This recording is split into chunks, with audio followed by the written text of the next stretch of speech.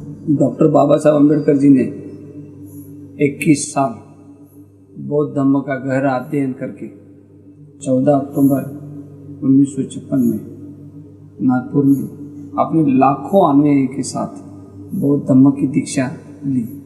उसके बारे में आपकी क्या राय है?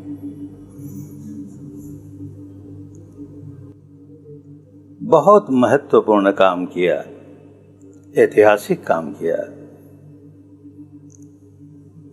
लाखों की संख्या में, बल्कि कहें करोड़ों की संख्या में समाज का एक ऐसा अंग जिसे सदियों से, सहस्त्राब्दियों से दबाया ही दबाया गया, इस व्यक्ति ने उन्हें ऊपर उठाया, उनमें स्वाभिमान जगाया, उनकी हीन भावना दूर की, स्वावलंबी बनाया। साधारण बात नहीं है। बाबा साहब जैसा ही कोई सबल व्यक्ति ये काम कर सकता था, दूसरा कोई नहीं कर सकता। इसके लिए बाबा साहब के प्रति कोई भी समझदार व्यक्ति होगा तो उसके मन में श्रद्धा का भाव जागेगा, गौरव का भाव जागेगा। सारे विश्व के लिए बहुत बड़ी बात हुई, भारत के लिए हुई सो तो हुई, सारे विश्व के लिए बहुत बड़ी बात हुई। विश्व में अनेक क्रांतियां हुई, फ्रांस में क्रांति हुई, रूस में क्रांति हुई, चीन में क्रांति हुई, और जितनी भी क्रांतियां हुई उनका फल आया। लेकिन एक भी क्रांति ऐसी नहीं हुई जिसमें लोगों का रक्तपात न हुआ हो, जिसमें खून खराबा न हुआ हो। ये एक ऐसा व्यक्ति, संसार को इसने बताया कि बिना रक्तपात किए, बिना खून खराबा किए इतनी बड़ी क्रांति लाई जा सकती है, जो ऐतिहासिक क्रांति है। और जितनी क्रांतियां हुई उससे ऊंची क्रांति है, कम नहीं है। लेकिन एक बूंद भी खून की इस क्रांति में नहीं भई। ये उनकी महानता है। कितनी शांतिपूर्ण ढंग से उन्होंने एक क्रांति पैदा की।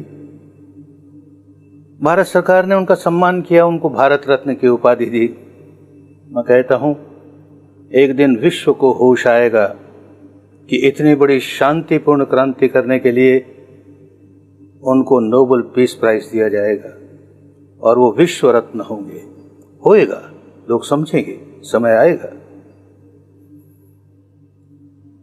एक बात जो ये कही गई कि बाबा साहब ने 21 वर्ष तक बुद्ध की शिक्षा का गहन अध्ययन करके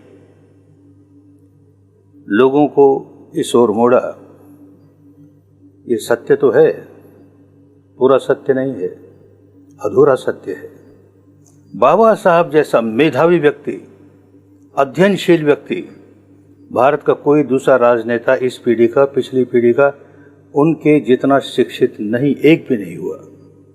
तो उनकी ये विशेषता है, वो केवल बुद्ध की शिक्षा का ही गहन अध्ययन करके नहीं रह गए। उन्होंने भारत की और भारत के बाहर की धर्म के नाम पर जितने संप्रदाय थे, उनकी सबकी शिक्षाओं का गहन अध्ययन किया, विस्तृत अध्ययन किया, और फिर अपनी पैनी तुलनात्मक दृष्टि से देखा, यही सबसे अच्छा है। बुद्ध की शिक्षा ही सर्वोपरि है, यही सर्वश्रेष्ठ है। तब चुनाव किया। केवल एक इसी का अध्ययन करके चुनाव कैद कर दिया, ऐसा नहीं। अनेकों का अध्ययन करके फिर निर्णय किया कि यही रास्ता सबके लिए सबसे अच्छा है।